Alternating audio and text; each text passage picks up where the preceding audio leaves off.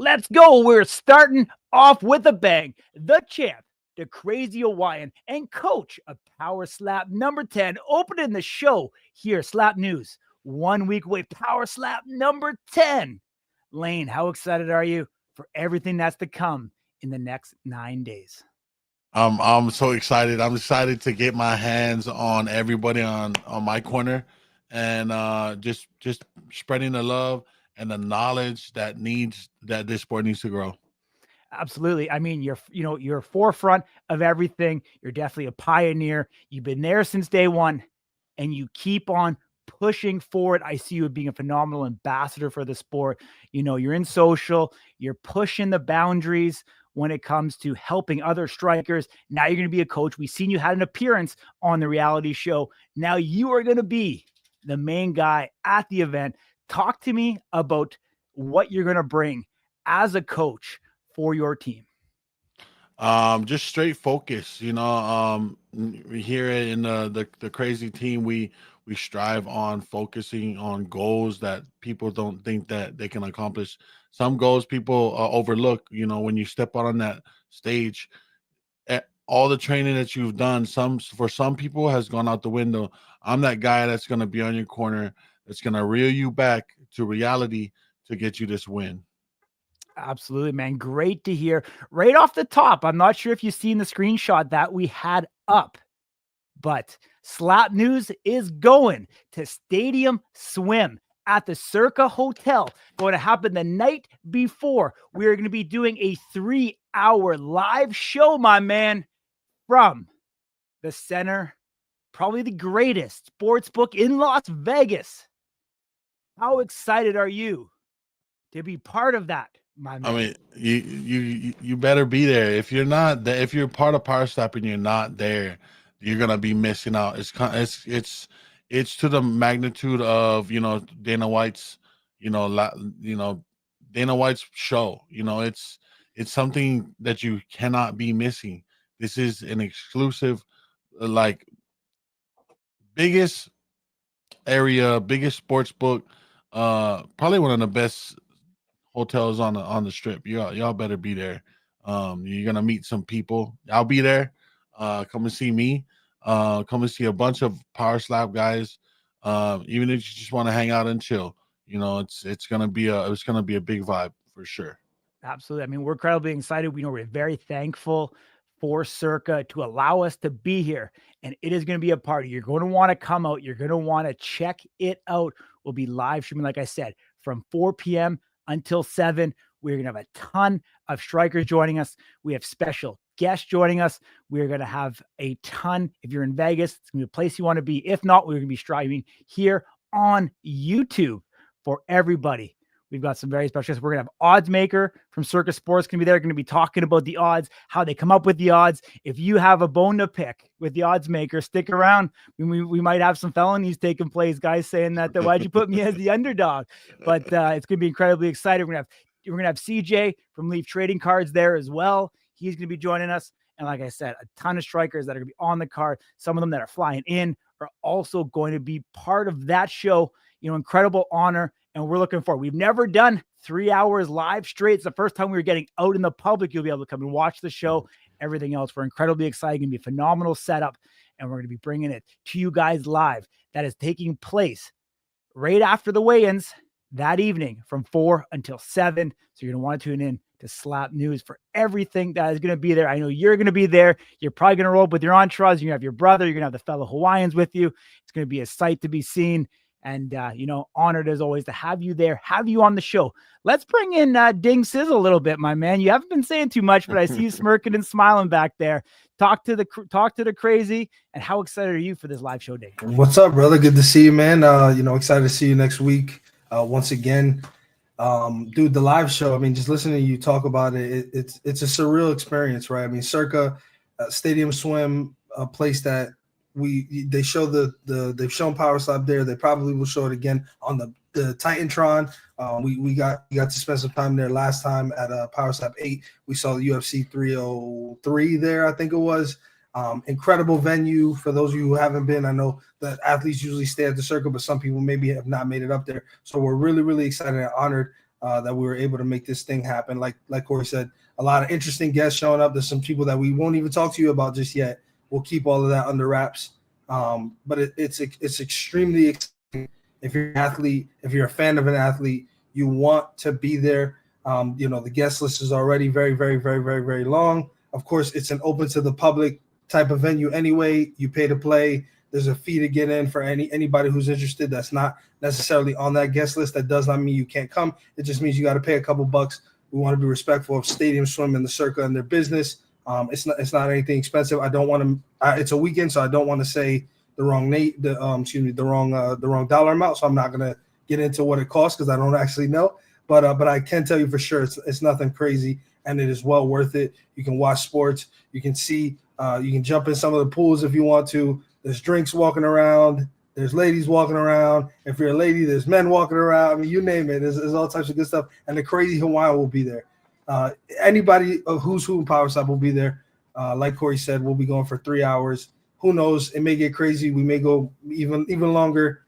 I'm a little nervous about that part of it, but we'll make it work. Yeah. No better place to be. 100%. I see you sipping on a little old school.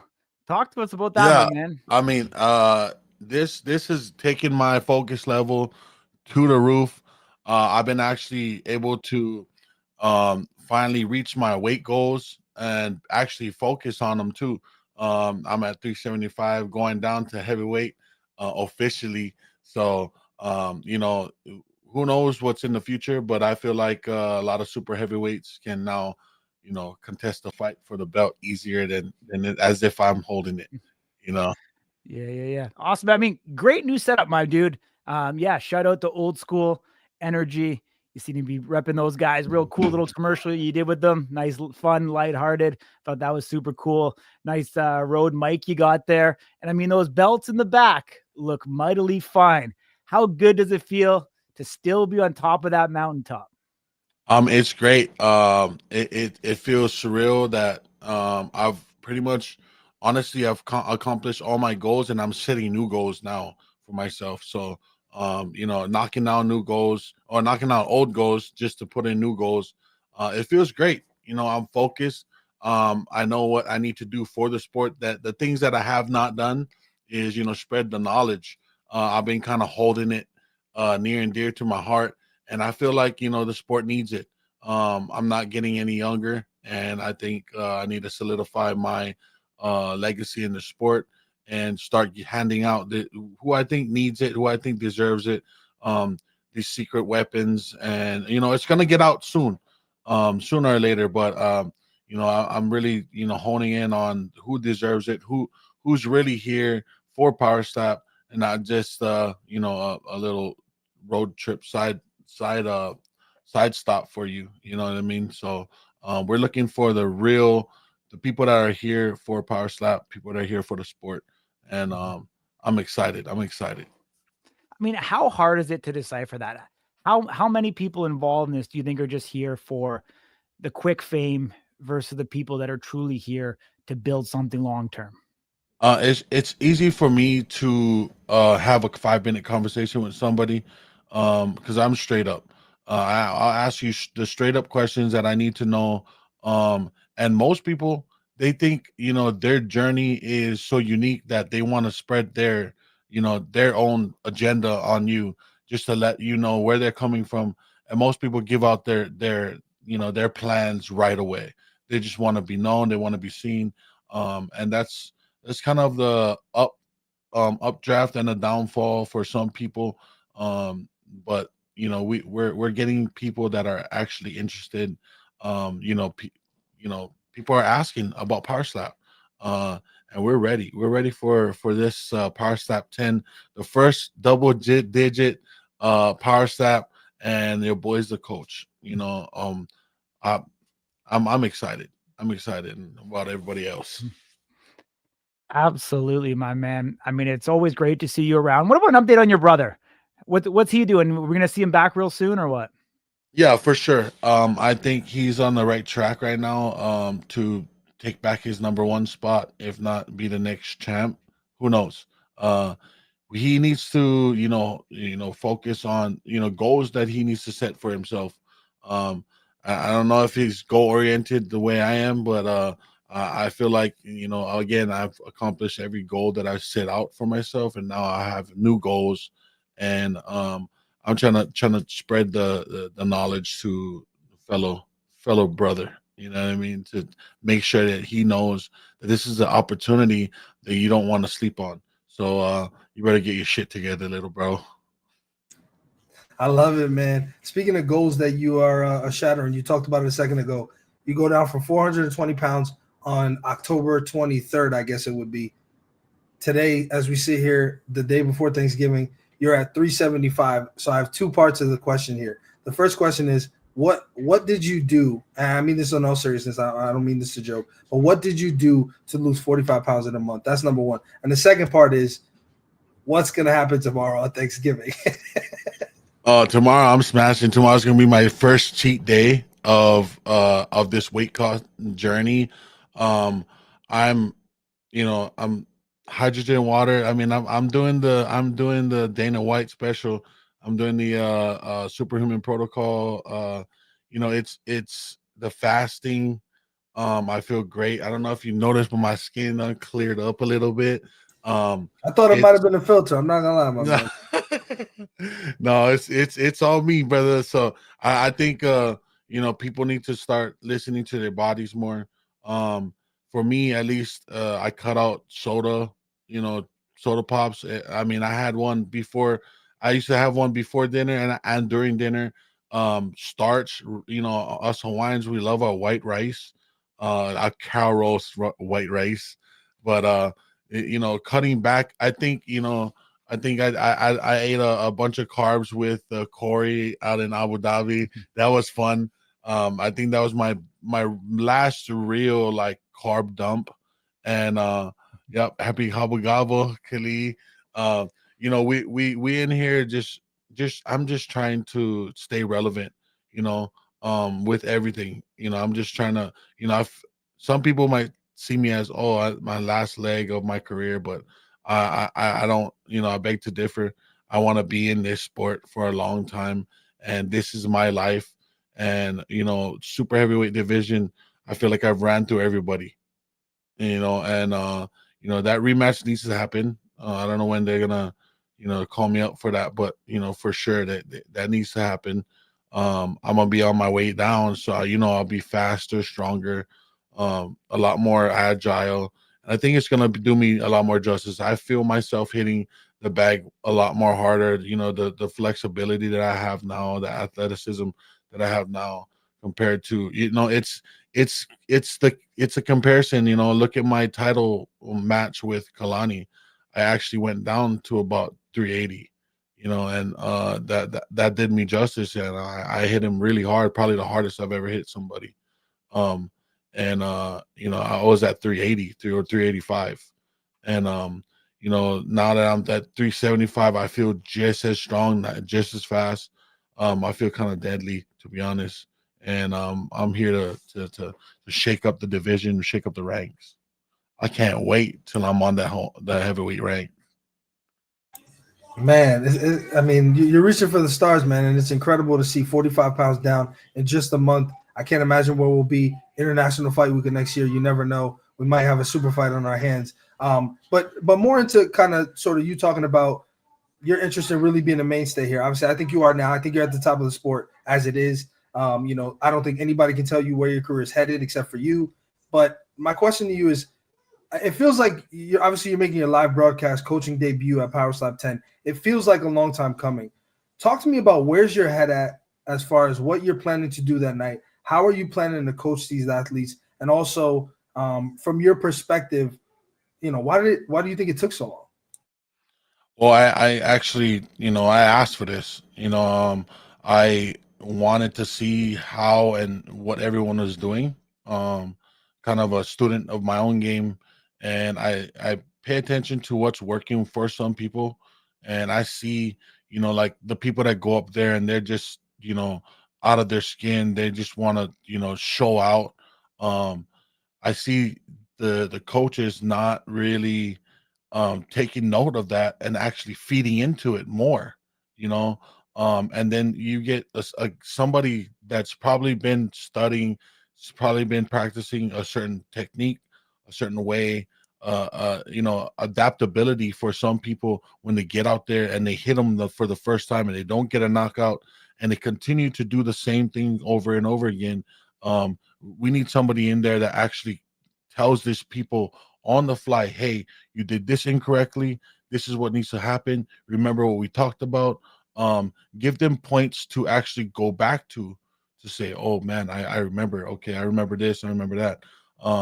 I am for all the people that's going to be in my corner. I mean, I am going to offer my hotel room and a certain time for, and you know, anyone can come in that it's going to be in my corner that wants to, you know, I see them taking you know, taking record of, you know, the corner, you know, records of how much people win, how much people lose.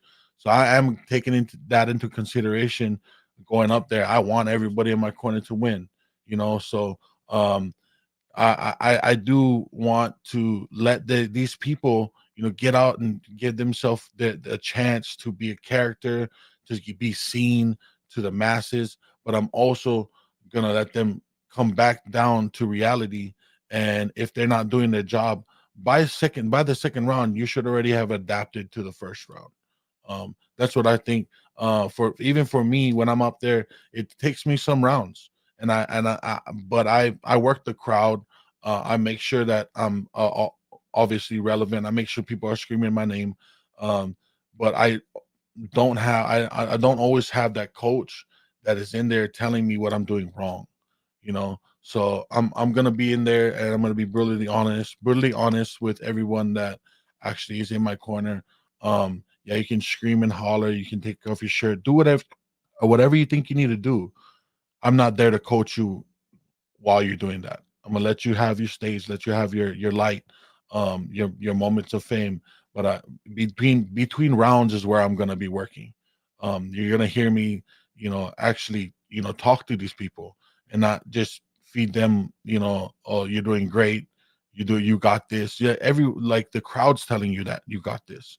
You're telling yourself you got this.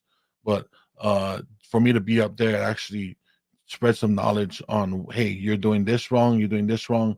And I just want to make sure that the way I'm going to be coaching is something that the future coaches can come up there and be like, okay, between rounds, I gotta analyze my fighter, my striker, and make sure that he's going to win the next round. I don't think a lot of coaches go up there with that attitude with, you know, hey, we got to win the next round, you know, because not everyone's getting knockouts. You know, going the distance is kind of getting more and more normalized as we go on. You know what? I think you bring up a really, really great point. I don't think I've ever heard anybody go, and this is not a knock on anybody who's coached, but I don't think I've ever heard an athlete go back to their corner and their coach tell them, "Hey, I think you lost that round. You need to do this in the next round." And I think that that's an element of the technical, you know, a portion of the game that's very important, because if you are point fighting, you really do have to kind of have that realistic conversation. It happens in MMA where the corner says, "Hey, look, you're down. You need to finish here." So let's just say you lost rounds 1 and 2, and now you're going into round 3, and you know, hey, your guy's down for sure based on reaction, based on, you know, damage or lack thereof, and you say, "Hey, look, you gotta put this dude down in this round, or you're done." You know, being able to have that conversation from a perspective of a guy like you who has all the experience that you have across rule sets, across organizations, you name it. I think it is something that one, it's a sight to behold. Two, it's uncharted territory. So kudos to you for just thinking about it that way. And again, like you said, offering your room up to your team. I just think you could tell you've thought a lot about this. And again, that kind of goes back to why I wonder why it took so long. You looked in your element on the show when you had the lightweights. So I think it's a long time coming. So congratulations. Aside from that, I do think, and I'll say this now just for fun, I think you'll probably get the red corner if I had to guess, which is going to be your favorite. So at a very least, you will get the bell. So I think you have an opportunity to sort of give back, right? He was your coach at one point, so now you'll be able to get that back. But I did want to ask, it's floated around social media, this whole top 10 thing, and I want to do something fun, so I'll pull this clip later on, and I'm going to put you front and center for this. But I want you to tell me. So for anybody who doesn't know, the athletes have been asked to sort of come up with their top 10, power slap striker list across the board. And I guess based on what's the most common, they'll kind of figure out a way to compile all that information and create a list that is voted on by the athletes. I want you to tell me from your perspective who you think and what order you think that list is going to be in, from number 1 to 10. 1 obviously being the top, and then 10 being the number 10. I'm going to put you front and center. I want you to do that for me if you don't mind. All right. Put me on blast. All right. So we're doing the Crazy Hawaiians top 10. And I'm obviously biased. I'm number 1, and I've always been. I'm going to preach that to the day I die. We got to give it up to the 2 that actually is still currently holding the belt. We got to give it to the Bell and the Wolverine. They've been doing it for a long time. They have this experience. They've been coaches. These guys, we're looking at the whole picture. We're not looking at just viral knockouts. We're not looking at what's the best character. We're looking at stats. We're looking at experience. We're looking at how long you've been in the game. So your 2 and 3 can go either way, the Bell and the Wolverine. But I have to say the Bell second, because he did beat the Wolverine to get the belt. So we're gonna put the Wolverine at number 3. We're gonna have to put Isaiah Quinones at number 4, because let's just look at his run at the title. Now he has the title. He has a formidable opponent that he's coming up to on the 6th, and it's gonna be a banger. If this wasn't the main event, this should have been the main event. Robert Trujillo for me is right behind him. Robert Trujillo and Russell Rivera for me can go both ways. I know Robert's really focused. He's also going to be another coach. I would actually put Robert a little bit above Russell Rivera, just because he has that experience with coaching, that level-headedness. Russell, my boy, he's been out of the game for some time, but you cannot count somebody like with his power and his audacity to just make people look stupid out there. We got to give that spot to Russell. For me, it's a Dumpling after him. With everything the Dumpling's done, obviously we had a draw. We need that rematch. He needs to be climbing up the ladder more. I put that spot for the Dumpling. He's done way more things in the sport that a lot of people, I wouldn't say besides myself, he's done, he traveled the world. His record speaks for himself. He's went up against some of the best in the world, some of the biggest in the world, and we got to look out for the Dumpling climbing these ranks. We're gonna go with the one and only Austin Terp. He belongs in the top 10. He's had trouble with his weight. Maybe I can help him out in the future. I don't know. Maybe we can help each other out. But we need to see somebody like Austin come back up and do his thing, because this is somebody that you don't want to miss out. When he's up there, you don't want to blink. You don't want to miss any moment. Austin Terp belongs in the top 10. And everyone else, Vern Cathey, Azael, people like that. Blackburn's coming up to be a great champion. He's in the gym working every day. He's down to fighting weight already, striking weight. So we got to look out. This can go many ways, but obviously your boy's biased. I'm number 1 for sure. Awesome, my man. Thank you for sharing that with us. Great rundown. I'll tell you, man, I actually was second guessing you at 385. I was like, was he actually? And so I had to go back. 75. 385. Here's the official. Oh, when he was competing. I'm sorry. When he was competing. I thought you were talking about his toes this morning. And we got no. 385 here. So 384 actually is what you officially weighed in at versus Kalani. I Yeah. would check the record book just to make sure. Yeah, I felt great. I actually brought my dad down from Hawaii to actually help me get down to 380.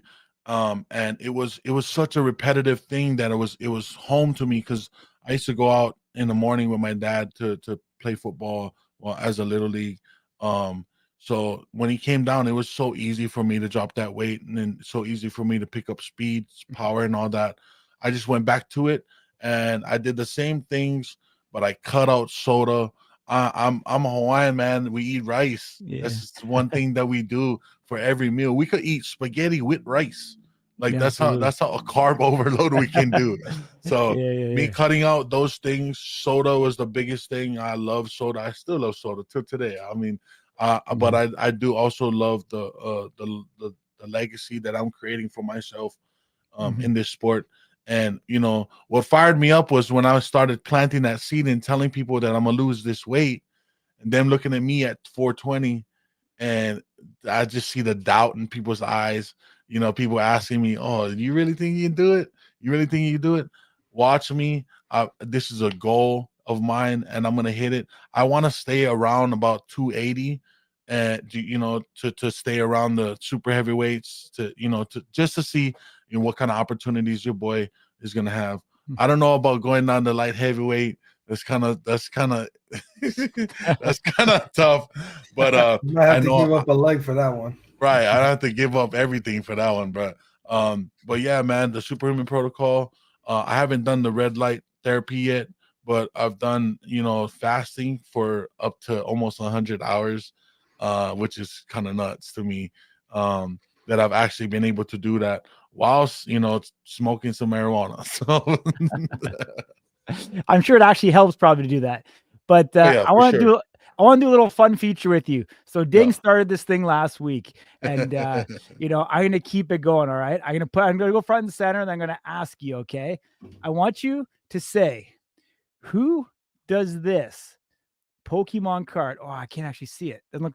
Can you see that or no? I'm not sure if you can. Yeah, Or is for it sure. green screening on me? Can you see it? Yeah, I can see it. So it's I can see it. so it's the surfing Pikachu. Is that a Who first gen? No. 25th anniversary. Oh, okay. Who in Power Slap is the surfing Pikachu? Who in Power Step is a surfing Pikachu? Wow, that's a good question. That's a really good question. Man. I mean, I consider myself more so like a Charizard in the game, but but the surfing Pikachu for me actually is gonna have to be Darius the Destroyer. Good one. I like that. Because he also hurts himself. If you don't know the story of Pikachu, he also can Okay. shock himself. So I think Darius has went to that lengths. He went to the top of the top, shocked himself of it. He's very young in the sport. I think he's still surfing that wave. He's continuously doing the things that he needs to do. But we might see a change. We might see growth. We don't know what we might see, but we're definitely going to see a 20th anniversary card for him in 20 years at least. Awesome, my man. Pleasure is always having you here. Love the answer, California kid. I'm sure he got up on a surfboard, once or twice in his day.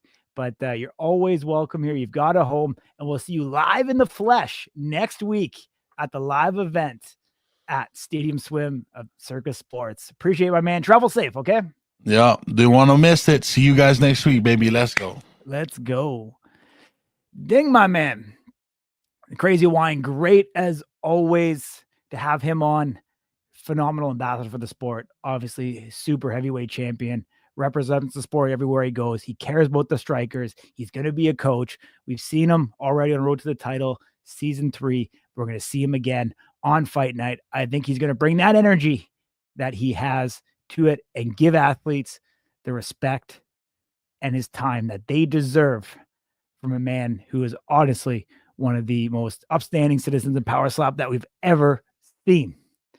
Our next guest, Ding, doesn't need an introduction, but I'll let you introduce him anyways. All right, man. Look, just real quick before I introduce him, I just want to say, I agree. The Crazy Hawaiian is. I mean, I've never seen the guy look better in so many different ways. Obviously, he's getting his weight down. He's taking his health more seriously. You might not have caught this. You might have kind of been in and out at that time, but just the way he was talking about his mindset as he goes into coaching. This guy's special, and I think we'll miss him more when he's gone. But enough of that. We'll have the Crazy Hawaiian live. I won't say in studio because it's not really a studio, but it's in Stadium Swim next week. Our next guest, also in the super heavyweight division, a guy we haven't heard from recently, but he did, or actually we have heard from recently, but we haven't heard from him in a while, I'll say. He's a guy that recently announced in some way, alluded to the idea that he might have some activities going on December 6th. He is a jack of many trades, from sumo to wrestling to national anthem singing. I mean, this guy's a jack of all trades. We love him here at Slap News. Big Mac McKinney Manu. There he is. What's up, Big Mac? How are you? How's it going? It's good. Good to talk to you guys. What's up, Can you hear brother? me? Yeah, you sound great. You Cool. sound amazing. You are I'll start with, you're missing something up at the top of your head there, if my eye serves me right.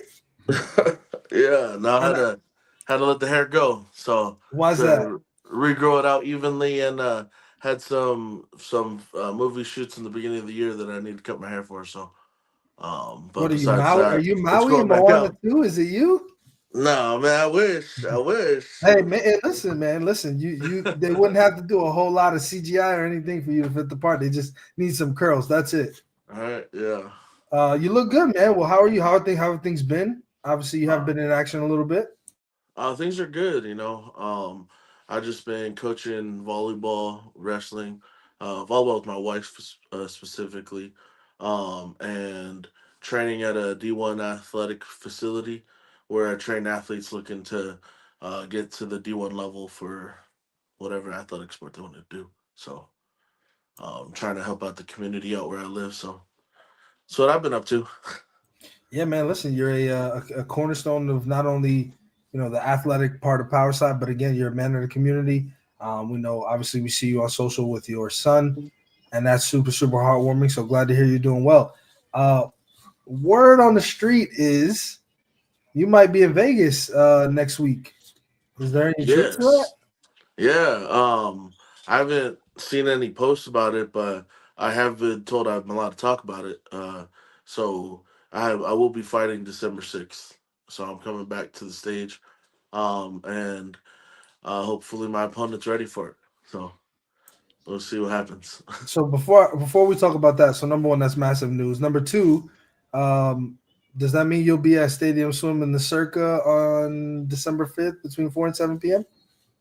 That's the plan. Okay. Unless I fall asleep and sleep through it. Hey, listen, man, we'll have a CPAP machine right by the side of where we're at, and you can take a nap right there, bro. It's all good. Yeah.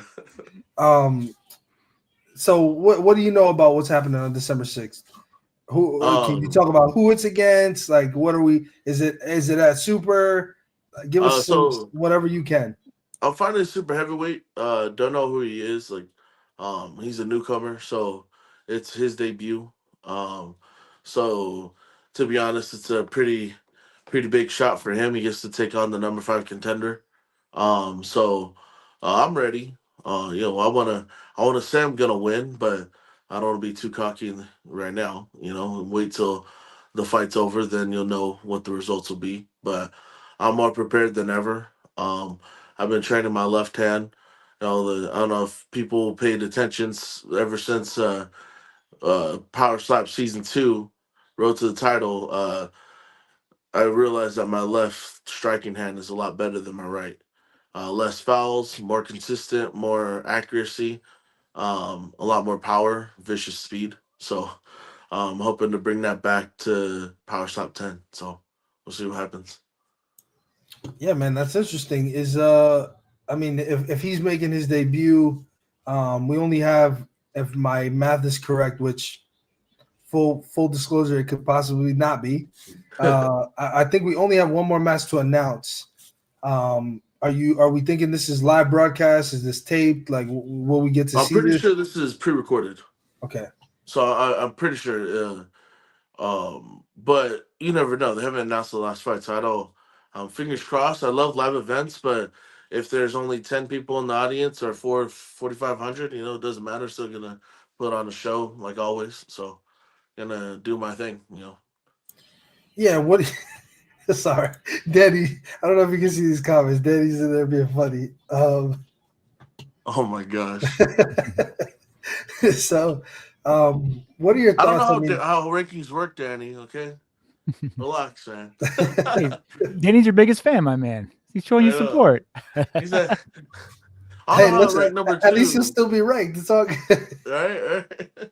What how do you feel about fighting a guy that you don't? I mean, there's an experience advantage, but there's the unknown, right? You don't know this guy, you don't know what he brings to the table, you don't know how big he is, what his experience is. Like, is there some element of this that kind of makes you uncomfortable, not being able to watch any film on him, get any idea for where his technique's at, whether or not he's gonna foul? Like, where's your head on that part of it?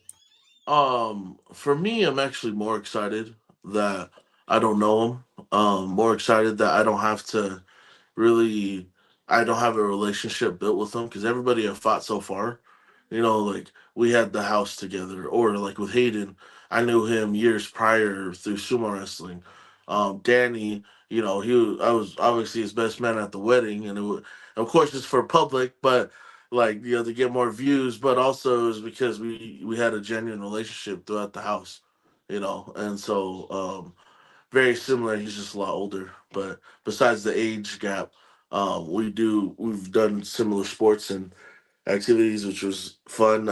They never put footage out there, but we did like pro wrestling matches against each other almost like every day when we were in the house. And it was fun, being able to do something like that. Somebody trained to do something like that, But as far as this goes, I'm actually more excited because I have no like um connection. If that makes any sense, like he's like if he was Polynesian, that might have been a different mindset for me. But for me, like with him being who he is, like I don't know who he is, don't really care, but it makes me more excited because then it's just whoever steps up, they're gonna get it, Yeah, interesting point you bring up. I mean, I think this is probably something that we don't talk about often enough. And shout out to you for the call out. I mean, a lot of you guys do have relationships in a lot of different ways. Even if you weren't on the show together, just talking to each other, listening to guys' stories, seeing people do things that are selfless. I mean, if you're not friends with a guy named Jesse Nutting, how can you not like the guy when he did what he did? A very selfless act. Right, like just things like that, where you see these people who are like, if somebody's looking at you, see you sing the national anthem with your son at a game, like those are all incredible things that it makes it hard to really not like somebody. And we've seen the manufactured drama and stuff like that. Where I'm going with this is, if my prediction is correct, which again it's just speculation, I would assume the Crazy Hawaiian is going to be the red corner coach, which would be the favorite. I don't exactly know how you could not be a favorite if you're since this guy's new, which means you would be on the Crazy Hawaiians team. And although even if it's taped, right, you still get a coach. Yeah. I don't know what your relationship with the Crazy Hawaiians specifically. I know you guys are at least peaceful enough, right? There's the Polynesian background you share, but he's the king of the division you're currently in. So there's two pieces to this, right? One, he's going to be your coach. So where's your head at as far as you're being taught by a guy who's potentially, he's the king of the castle, the person that in theory you're after. And then two, on the flip side, just your thoughts on potentially facing him in the future, should things go your way and you get up there, up to the top of the mountain, and you're trying to take this guy's crown. Where's your head on those two things? Well, I really hope that I am in the red corner, just because, like charisma. I'm one of those athletes that if I have a coach in my corner, I've seen the bell inside a corner, and he's very like, yeah, man, good job. He's like calm and collected, but I like the eccentric types. Like Terp was my coach last time, and I was like, I was hyped up the whole time. I was pumped even though I had a messed up nose and I was bleeding. I didn't realize I was happening because he's like, "Let's go, effing Manu, you can do it, man. You're the best." Like it's like these hits are nothing. And I was like, "Yeah, let's go. I don't got a broken nose. Let's keep it going." But and I know that I've seen Crazy. He brings the same energy, so like maybe a little mellow, but he's still wild, exciting. And even though this isn't our fight, so of course he's the goal, but I still have a stepping stone before him. So I'm not gonna look past whoever I'm going against just because he's in the way now, and so I got to defeat him to get to where I want to be. And so I'll think about the Crazy Hawaiian and trying to take his crown later after I get this win. Because at the end of the day, if it, I know uh, if I get a draw or if I don't beat this guy, then that puts a whole different wrench into the conversation. Like it kind of puts it, do I even belong here? Like for me, this match is, hey, this is all we got for you.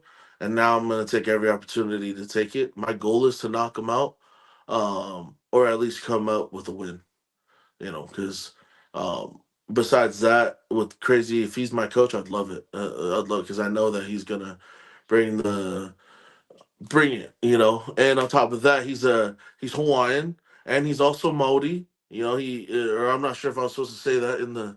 I don't know if that's a DM type thing, but but being the same culture is even more different than just being Polynesian. So I'll be super excited. Maybe he'll do a haka with me on the on the stage, and so make it even more intense. Like That would because be I'll epic. tell you, the haka's coming. It has to happen now. I mean, every look, time. he's in the chat. Look. Look. Is he in there? Hey, Hawaiian, you got to do it with him, bro. You got to do it with him. If Hawaiian's in my corner, bro, we're gonna do a little haka, bro. Even if he's not in your corner, fuck it. Let's just do it, dude. No, haka's for the opposite team. Fuck it. Yeah, I'm gonna have to bring us. Hey, come on, we'll do haka right now. So, because that right there, I don't feel the pain till after the fight when I do a haka. So, I can't not do it. For sure. Well, look, we appreciate you coming on, talking to us for a couple minutes about what you got coming up. We'll see you next week in Vegas live. You'll be there. Maybe your opponent might be there. You might get to know this guy. We'll be meeting him for sure. So that'll be exciting. Dude, safe travels. Again, always a pleasure to talk to you. Really excited to see you out there. Sometimes they do the media a favor. They'll let us catch a couple glimpses of one or two of the matches in the back. Okay. I don't know if they'll give us that favor this time, but hopefully we get to see something. Or listen, we've seen in the past if you have a highlight reel performance like a Wes Mina, his was live streamed. It so happened, but I'm sure if it wasn't live streamed, based on what happened, they still would have posted it just like they did with Cooper Housley in the past. So have a great performance out there, and I'm sure we'll see it on social regardless. So always a pleasure, man. A class act. Thank you so much for joining us, and we will see you in the near future next week. All right. See y'all next week. All right, brother. Take care. You too. See ya. Awesome. All right, Ding. Great as always to catch up Bikini Manu. Great guy. His number one fan, Danny Van Heerden, in the chat. Gonna get all the big guys at Circa Stadium Swim. We're gonna go from one big guy to the next big guy, living out the biggest moment of his life right now, going up against Damien DeBell in that marquee matchup. Power Slap number 10. DTP. What's up, my man? What's up, gentlemen? How the fuck we doing? We're doing incredibly good. We are not in California traffic, so we are on time. I'm just going to say you're 1 week behind because you missed us last week, but you're here now, live in the flesh. I'm fashionably late, bro. I couldn't find my beanie. I'm fashionably late. My bad. Oh, good, my man. Traffic's so bad, it took you a week to get home from work. I know how it is. It's fucking incredible out here, bro. Speed limit 65, everybody going 80. My truck can only go 55. Horrible. All right. Well, all that can change next week, my man. You get in there, you get that appearance bonus, you get a win bonus, you get a performance bonus.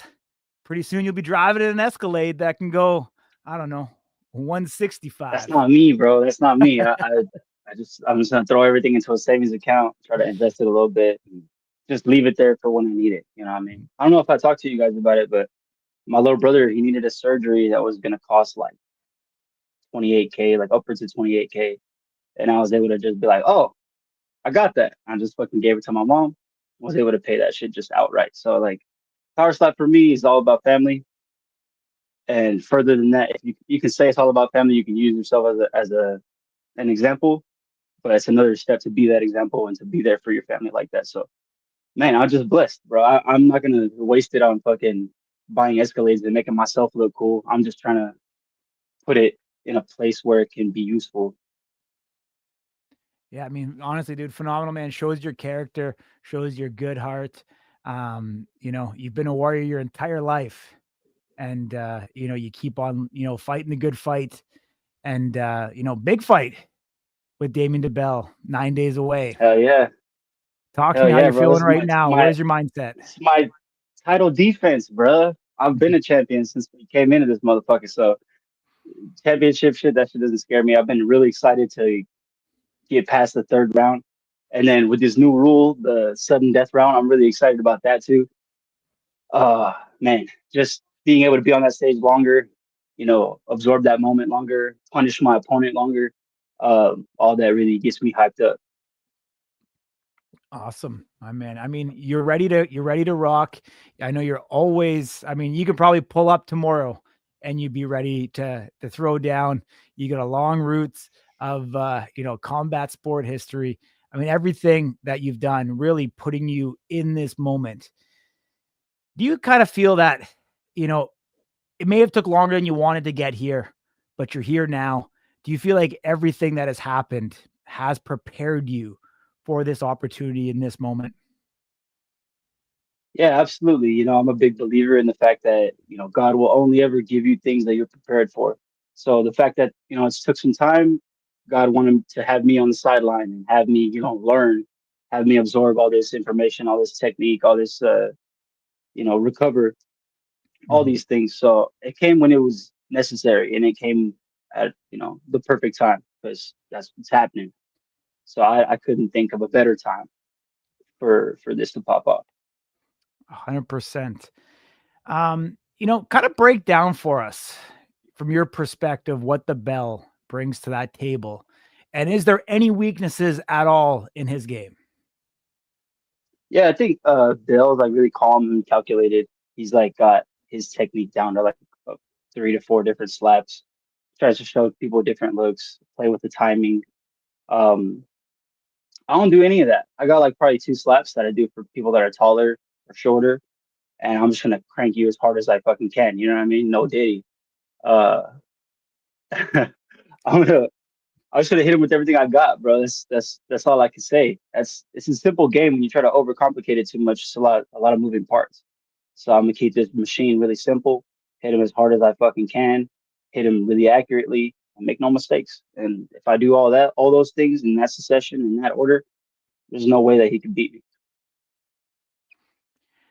Absolutely. I mean, it's the big time, big moment. Fontainebleau, you have 3,500 fans in attendance.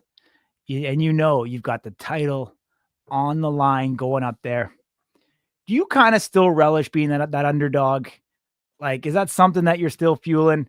Or do you feel like in Yeah, your mind mentally that's not the case and you're already in another place? Nah, I love being looked at as the underdog. It doesn't matter. I could have the title around my shoulder right now. People will still look down on me and be like, "Oh, but you haven't fought this person," or "Oh, but you haven't touched yourself against this person." So even as a champion, I'm going to be looked down on and spat on as a champion. It's just how I've been since I Mhm. started combat sports. People will take one look at me and disregard me. But that works to my benefit because a lot of my opponents they think I'm not shit, and then I go up there and I'm the shit. So you know, it works to my favor. And it never really bothers me ego wise. You gotta like nip your ego in the bud and just it is what it is. You know, it's not what people say it is. It is what you make it. DTP, my man, great to talk to you. I'll start with So my boy. I'll start with making sure a little check in here, checking your temperature. yeah, You're gonna be at Stadium Swim at the Circa Thursday, December 5th from 4 to 7 p.m. at some point in that evening on our live show. Is that correct? Yeah, bro, I will be there, bro. I found my bikini and everything. I'll be there. Hey, man, listen, I got a two-piece. I got a two-piece bikini just for you, Ding. There was no dress code on the invite for that exact reason, and just as long as you got the cowboy hat, we're good. Got you. I wanted to ask, when you look at sort of, I guess the Bell's opponents in the past, with the exception of Ryan, I'll explain what I mean when I say, I think his defensive posture can be a little bit deflating, I'll say, because he doesn't look like what you do hurts him as much, excuse me. And sort of like, so it's like if you're hitting somebody with all you got, especially when you're a guy like the Bell, who everybody responds to your strikes, very clearly. Yeah. I thought maybe strike 1 and 2, he had a pretty good reaction. The third strike, you could kind of tell it was starting to get to him, and then obviously strike number 4 was the end of the night. Yeah. For you, what's the bigger part of your strategy on December 6th?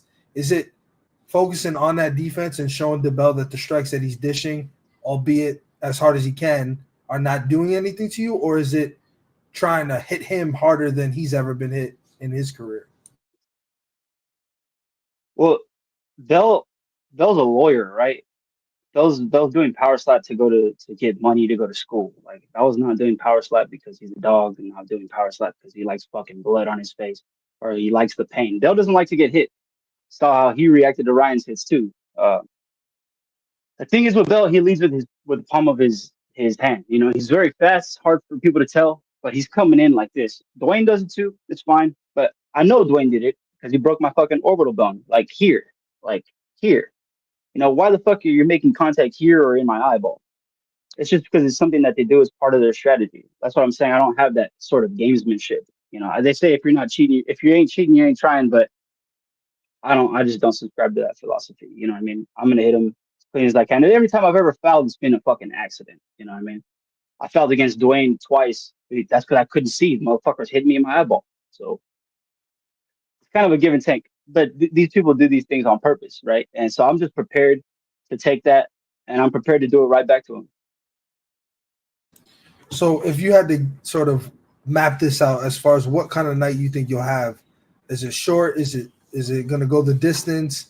Could it be a draw after 5 and you've got to go to a 6? Like, what do you think we see on that night? I don't like to get into that because then when things don't go exactly how I'm thinking, then I'm like just lost, right? So I just like to react to things in the moment and don't think about it. Just let shit evolve how it's going to be. Obviously, I want to end the night early. I want to fucking hit him in his face, go home, cash my fucking check, and reign supreme, right? But out of anybody, I think it would be really fucking cool to go the distance with the Bell, right? Nobody's ever done it before. I think it would be a cool stat. But also, I'm trying to knock him on his ass, bro. This is the game we're talking about.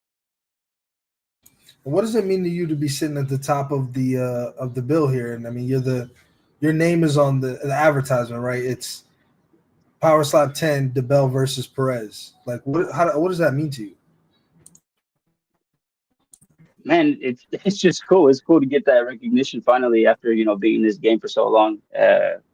Shit, I didn't even get the recognition that I'm getting now when I was a boxing champion. So this is it's cool. It's uncharted territory for me. But like I said, I'm not the type of person to be flashy or like to let shit go to my head. I'm still DTP. I'm still me, and nobody can ever change that. Nobody can ever take my name from me. I'm always going to be me. So give me $1 million tomorrow, I'm still going to buy a scratcher and an old English. I'm still going to be me.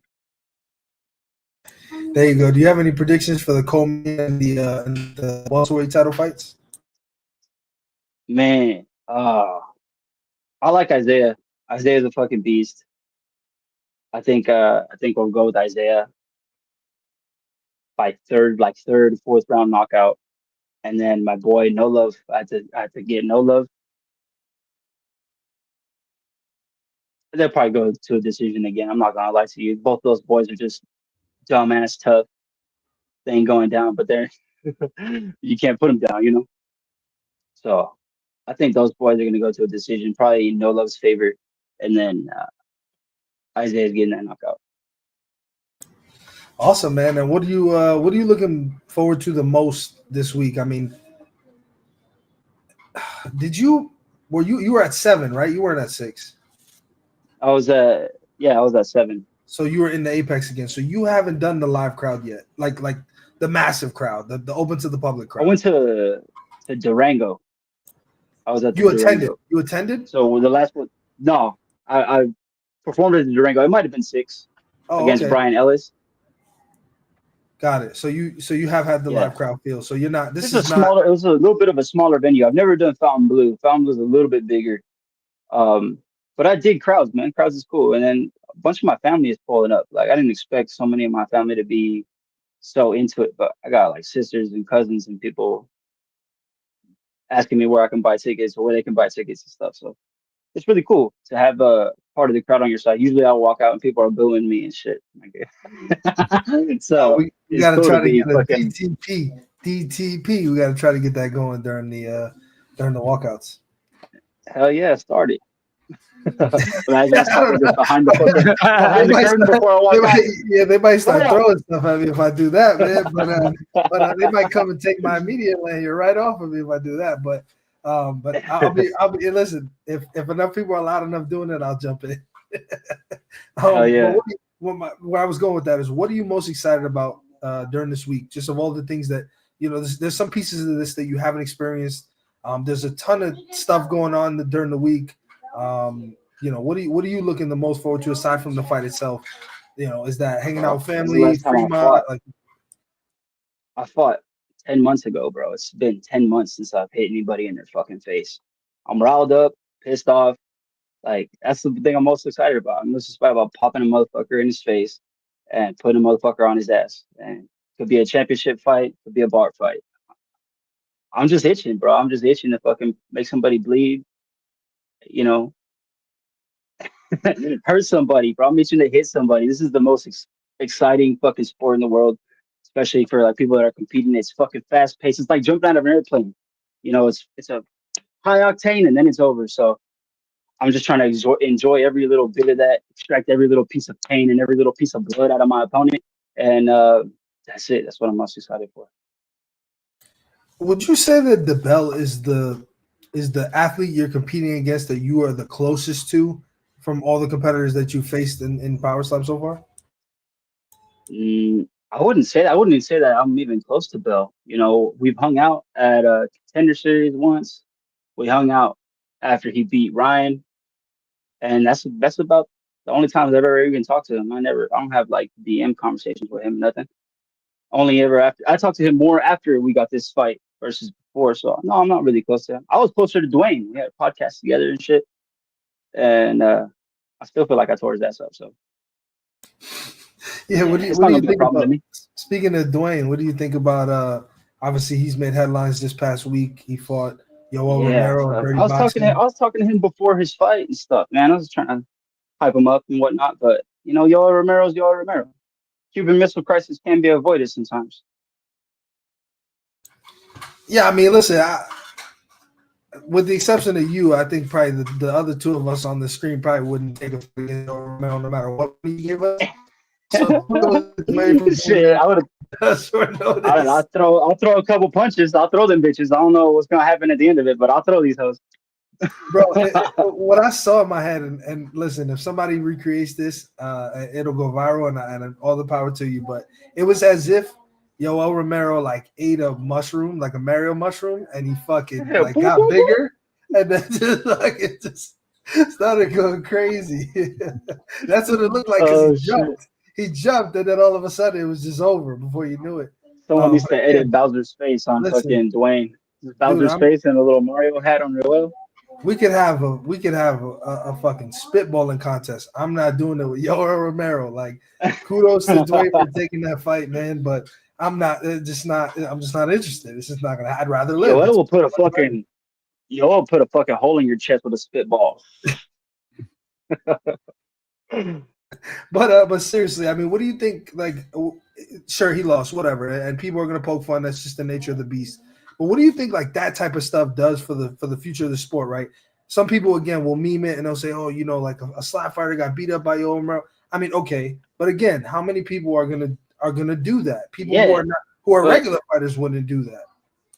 but it is ultimately, I think, good for the sport, right? It shows that these motherfuckers have balls. It shows that they're actually real fighters, that they're fucking going out there and competing and stuff. And then look at the other side of the coin. He could have knocked the fuck out of Yoel Romero, right? And it's like, oh, what the fuck? What's this power slap guy doing? And then meanwhile, you have One-Eyed Wolf fucking embarrassing his opponent, knocking him out and beating his ass on the floor. He was a power slap guy too. You know, realistically, I think I might call out One-Eyed Wolf after I win this belt, right? Because what's his name? Pirate can compete in Abu Dhabi because he's got one fucking eye. One-Eyed Wolf has one fucking eye. So I'm gonna call out Wolf for a fight in Abu Dhabi. But that's getting a little bit ahead of ourselves. But yeah, I think Wolf would be fucking badass back in power slap. Yeah, I don't think anybody would disagree, man. Wolf in his first showing, what we saw on the for the exhibition, the dude's insanely tough. We see him in other combat sports, BKFC, now Dirty Boxing. Dude's a combat sports athlete for sure. He's no joke. He's tough. But I'm glad to see you're in good spirits. You always have the greatest energy. You got a week, man, so you get to enjoy Thanksgiving tomorrow with the family. And then next week you're traveling out. I'm assuming probably Monday or Tuesday you'll be out there. We'll see you at Stadium Swim in your bikini. Now that you've announced to the world, you have to do it. Absolutely. And your cowboy hat. Bikini. And then we'll make sure we get you the mic for a little serenade. Maybe a bit of a solo. You know what I mean? Make sure But dude, it's gonna be epic. I can't wait to see you. I've known you, so to speak, for a long time. We've never actually met in person though, so this will be awesome. But I dapped you up on VR once.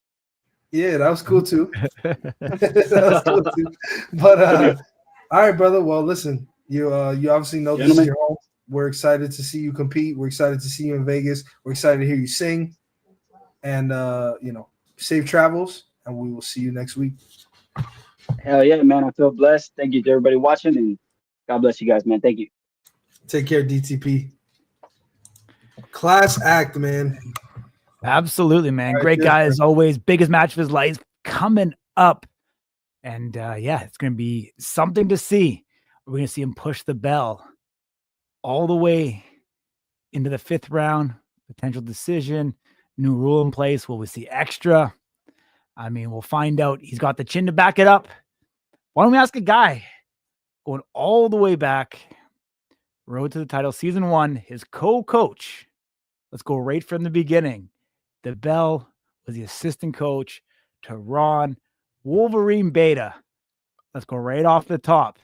Ron, how you seeing this main event between Damien DeBell and DTP going down next week? Power slap number 10. Man, I think it's going to be a good match. I mean, DDP, he takes them. I mean, we watched him even against, the Iron Giant just keep getting extra hits because, they were calling flinching and stuff. So, I mean, he's got a great chin on him to take, the Bell shot. So, and the Bell is, by far one of the hardest hitters that, anybody, mentions about. So I see it being a fun match to watch. I mean, honestly, that's a great, headlining match right there. Yeah. I mean, this card dropped. We had 3 title fights. Obviously, your match now is no longer taking place. Are you disappointed or are you okay with the whole thing? I'm okay with it. I mean, I'm kind of disappointed and I got to go out of the country again, but I'm all right with it. I mean, it's something that I'm looking forward to with Vern. So when time comes, it'll be a fun one. Yeah, I mean, I think it's the anticipation because I mean, you're getting there, you're like, 2-3 weeks out, you're getting ready to fight. Now it gets pushed back, another, 6+ weeks. Is it a part of you that you kind of just wish it was done and over with? Is it kind of more agonizing to go through the holiday season here, still thinking about it? I think that's the only good part for me. Now I can eat on Thanksgiving and everything else. I don't have to worry about cutting weight, so, we traveled to go see family, for Thanksgiving, so I can actually eat now instead of having to, just worry about watching my weight. And then after the holiday seasons, I'll, get back onto it and try to be at weight again before I fly out over there to Saudi Arabia. Yeah. How hard is it for you to stay on weight? Because I know we've seen you at heavy, but you seem to make a pretty easy cut down, and I never hear from you ever that it's a drastic weight cut. But like where are you kind of walking around, and how hard is it to stay there? Right now, I think I'm about 212, 215. So, I mean, usually it's, 5 or 10 pounds. I think the biggest drop I ever had was when I went against AJ, when we got cleared, a couple weeks out. I think I went from like 230 to 205 in 2 weeks or whatever it was. But other than that, I mean, the rest of it's always just 5, 10 pound cut. Gotcha. I mean, that's perfect striking distance for sure. We see in the comments right now. I mean, gives you more time to grow that beard out.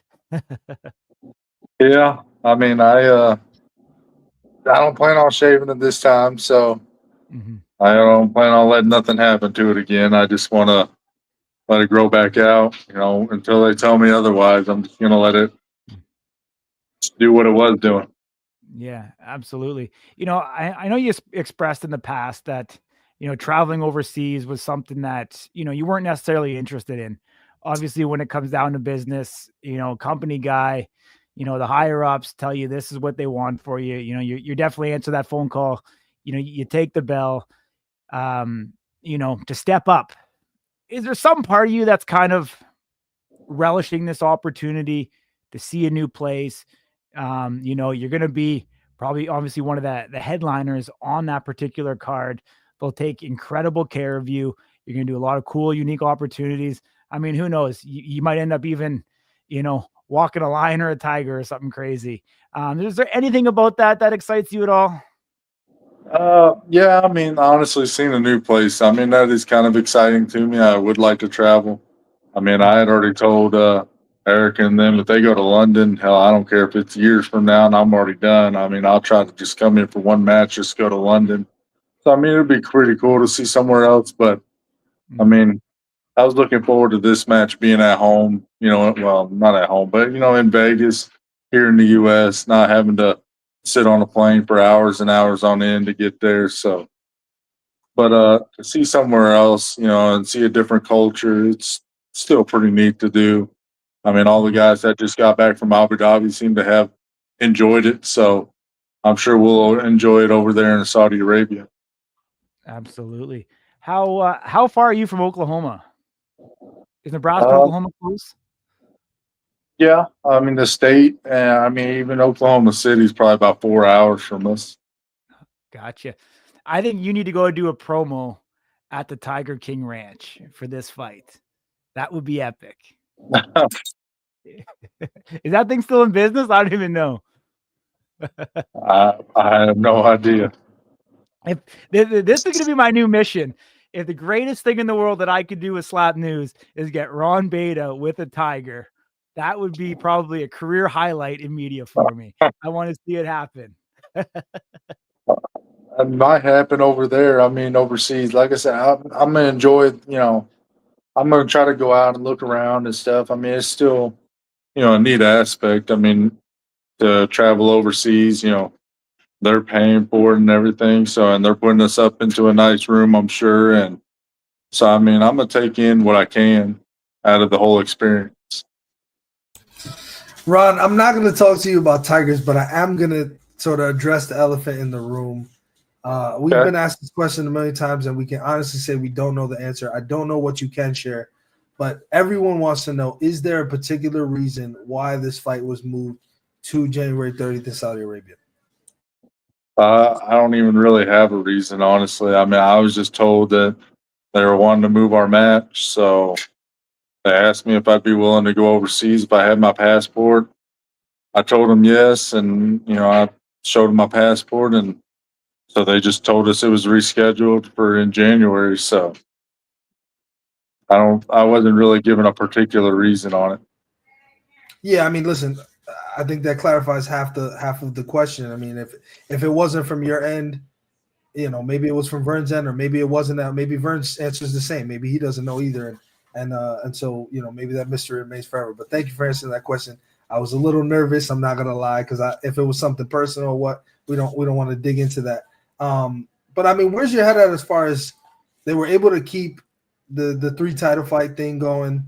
So now there's still 3 title fights on the card. Isaiah obviously makes a pretty quick turnaround to defend his championship. I mean, how do you think in your absence the card has kind of come together as they've started to announce every match except one, if my count is correct? You talking about like for Power Slap 10? How do I think that's looking? Yeah, correct. Yeah, the whole card. Yeah, I think that card's still looking good. I mean, the headliner match is going to be, a hell of a match. For Isaiah to turn around this quickly and come back to defend it. I mean, he put on a show against John, so I mean that's going to be a good match to watch. And the welterweights, I mean, they've already, they had a hell of a match their first time around. I don't see the second one being, any less than the first one. Hell, I think it'd probably even be better, especially with the new rule, that they put in. So you may see a 6th round between them two. So yeah, all around. I mean, then that's just the 3 main title matches. I'm sure the rest of the card will be just as good. So I was pretty impressed with the card on 9. So, and it seems like they're doing better and better with the card and the matchmaking. Yeah, so it sounds like you're in favor of the rule to add what people are calling a sudden death round. Can you talk to us a little bit about kind of what your reaction to that was, where your head's at with the whole thing? Is it a good rule? Is there something you'll do differently? No, I mean, I like that rule. I mean, nobody wants to, travel, whether it be overseas, like with the Crazy Hawaiian and Dumpling, or, even travel to Vegas and come out with a draw. I mean, I'd want to know if I won or lost. So, I mean, if they got to implement one more round into it, then, you just got to put everything you got into that last round. Hell, and it's exciting for the fans. I mean, even the fans over there were, y'all were there screaming about one more round. So, I mean, I think to give the fans a show, to give yourself, whether you won or lost, I think it's a good idea. Yeah, I saw DeBell also had he seemed to like it. We spoke to him briefly. He thought, and I think it's generally it's kind of being received pretty well across the board, but especially from the old crop and the OGs, you guys seem to be fans of it. Because we didn't see draws very often before, and when we did, they didn't really matter that much. Obviously, in the last event, we saw, I think, 2 draws in the main card, and one of them was the main event, one of the most highly anticipated, if not the highest anticipated match in history, ends in a draw. That's no way to go out. I did want to ask you. Oh, yeah. Anytime a match gets announced, we do early polling pretty quickly. Who do the fans favor? And for yours, and what I'll do is, and this is for everybody watching, we'll post the results of all of those, probably either the day before or 2 days before. It just depends on where our content schedule is sitting. We'll post the results of all of those matches on our story so you can see where everybody's heads were at before the event, or who would win, and then compare that with who won. For your match, obviously, we know now it's happening a little later, but your match came out 47%, thought you would win, 53% thought Vern would win. Very, very close. What do you think it is about either your game or Vern's game that made fans give him the edge, even ever so slightly over you? I mean, we're talking, it was, I think, 6 votes is what made the difference. I mean, Vern's on a hell of a win streak, and not only is it a win streak, it's a hell of a knockout streak. I mean, and then I'm on every one of my matches have went 5 rounds, except for my very first one, Power Slap 1. I mean, I've been getting rocked more. And then I'm going against, probably the hardest hitter in light heavyweight. So, I mean, I'm okay with that percentage. I think it's going to be a good match. My head's cleared out. I've had enough time away, figure everything out. I'm actually, looking forward to this. I mean, it's not something that, I'm looking for, all 5 rounds. It's not something that I'm just hoping to win on the on the scorecard. It's something that I want to win outright, and I've already mentioned that I'm close to wanting to be done with it anyway. So I'm wanting to go out still. When I do leave, I want to still go out with the belt. So I think it was a good good vote. I mean, it'll be something that I can prove to myself if I think I can still take him. And then it'll be something for him to beat me at light heavyweight, something that nobody has done yet. So, Would you agree with, I don't know if you can see this comment, but would you agree with that? If you can take Vern's first shot, then you can win the fight. Pretty much. I mean, not to say you can't win anyway, but is that a defining moment in the fight, whether you can take that first hit or not? I think it's a second one, honestly, because when I watched the match against Country Hoodlum, when I watch his match against, everybody, with Vern, even the Turpin one, everybody, it's always his second one. It's like his first one, he's feeling it out, and his second one, he's throwing everything he's got. So I think if I get through them first 2 rounds, if we don't already have a winner by then yeah, I think I can. I think it'll tell me I can take the rest of it. So, but I know that first round, it doesn't look like to me like he puts everything into it. It looks like he's feeling out the distance, figuring out where he wants to place it. And that second one, he always comes in and, hits with everything he's got. Awesome, man. Just a couple more and I'll let you go. What are you doing for Thanksgiving? We traveled up here to my wife's family. We're just sorry. Somebody getting a haircut. No, you're good. Are they coming for your beard? No, that was I'm out here in their laundry room. We're up here visiting her family, and we're just traveling around, going to eat, dinner with her family, and then go back home. So nothing really too special, just hanging out with family. And you're not going to be in Vegas next week, I'm assuming? I will not be in Vegas. I asked them if they needed coaches, but they got the crazy Hawaiian, I believe, and Robert Trujillo. So, and I didn't really ask about flying out there or nothing like that. So, and I wasn't paying to go out there myself right now, not with Christmas and everything coming up. So I'm just going to watch it at home, just like I did for 9, and, just enjoy it from the house. Awesome, man. Final question from me before we let you go.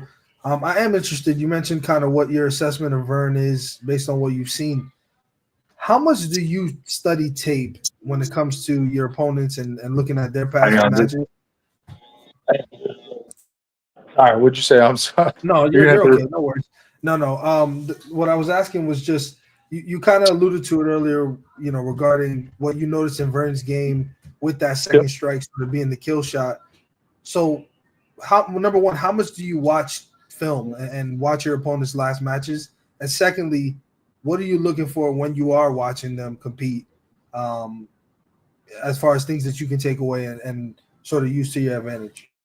Man, honestly, I like watching their old matches. I mean, it's not quite as in depth with MMA, watching what they do and everything, but like just picking up things. So like with Vern, I know, on his second round, he's always coming out even stronger than his first round. I know he rocks people in his first round. Hell, he's even got a few first round knockouts, but I've noticed when they do take him into that second one, he hits a lot harder. And then, I like to watch if they're rocked. Are they missing their target? So do I need to be prepared for a club? Not necessarily from Vern, but just in general. I like to watch everybody's feet. I like to know if there's a chance he could step. I like to know if they miss their target in general, if they don't have accuracy. I like watching and analyzing a lot of people, but especially my opponents. Man, that's really insightful. We kind of discovered recently that that part of the game isn't really talked about too much. So it's interesting to hear kind of every athlete at different levels, right? Of course, you being an OG, being somebody that's competed for a very long time, even before Power Slap. Obviously, now you're at the championship level. Some other guys who are kind of on their way up, what they're looking at, Brandon Bordeaux's talked about it. He's a little bit newer, is on an undefeated streak, is going for a championship. So it's just interesting seeing, the difference in the way you guys prepare. But always a class act, man. I'm a little disappointed we don't get to see you next week. But of course, like I said, I'm happier that we know it's not canceled. It's postponed. We have a date. We know when it will happen. So enjoy the holiday with your family, of course. Thanks for coming on the show. You have a home here, at Slap News anytime, man. And we'll talk to you soon, brother. All right, bud. I appreciate it. Thank you. Take care, Wolverine. All right, man. The man. The man. All Wow, right. what an episode, man. We ended it. Listen. So I've been calling this the go home or the homecoming episode. It doesn't mean that. I mean, we're technically not doing Smack Talk next week, right? I mean, it's the live show. It's a little bit of a different thing. Smack Talk is this format. Doesn't mean we can't do it live and in person, but when we do the live show, I don't know that we're going to want to call that Smack Talk next week. I think because of how massive it's going to be, I think we're just going to kind of let it be its own thing. So chances are we won't actually have a Smack Talk next week. We will have a live show. It just won't be this feature where we kind of get into the weeds and talk to a bunch of different people. And it definitely will not be remote. Absolutely. Oh, you cut yourself off there for a second. But sorry, I got 2 more seconds here. Let's just test it. Can you see this? Or is the green screen messing it up? Yeah, the green screen's messing with it. I mean, I can see the majority of it. All right. It's too bad. It's pink. That's Mew. There It's you Mew go. from Pokemon. Mewtwo is the evolved version. Yeah. So who in Power Slap is Mew? Manny. We're going down this path again. Manny. Manny? All right. We're going to go Noctowl.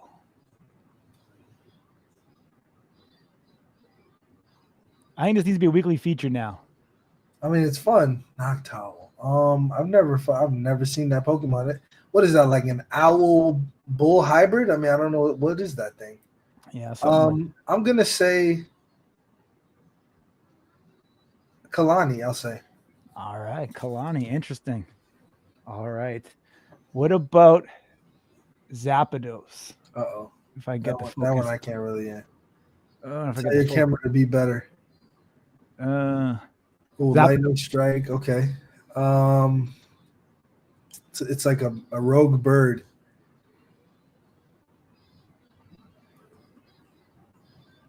Brandon Bordeaux. Oh yeah, not static hints. No. Nah. All right. Let's do a couple more. What about Rattata? Oh, that wasn't looking real good, is it? Oh, Rattata. Oh, I know what Rattata is though. Oh, I can't get this one. This one's not doing it. It must be. Damn, I feel like this is kind of a fucked up one, no matter who you pick. I can't get it. He'll never watch this, and he doesn't speak English, so the dumpling. Awesome, man. One and final. We'll see if it was the guest on the show who proclaimed himself to be this Pokemon. Is it true or is it somebody else? The crystallized Charizard. Charizard. I'll take the crazy Hawaiian. All right. The crazy one. Listen, he knows his Pokemon. I didn't know he knew his Pokemon. That's great. I don't know. I mean, it's hard, man. Damon DeBell, I think, could also be Charizard. Are we are you somebody they the producers there in my ear, they're telling me that you're trying to get the Tiger King on the show for next week? The Tiger King. I gotta step up that big now. Isn't he in the penitentiary still? What's his name? What's his real name? Joe Exotic. Yeah.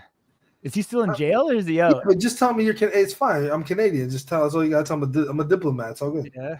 I'm trying to get them out there before the tariffs take effect. That's all you got to tell them. They'll let them out. Well, if I was any good of a journalist, I would know how to call the penitentiary and get Joe Exotic on the line.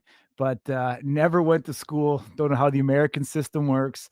I'm not sure how you call an inmate. So, wait. So how did you get in touch with Slap Jesus? Oh, we're going down that path. Hey, he's not signed, bro. I can't get in trouble for it. We're good. We're going down that path. You know what? Funny story enough.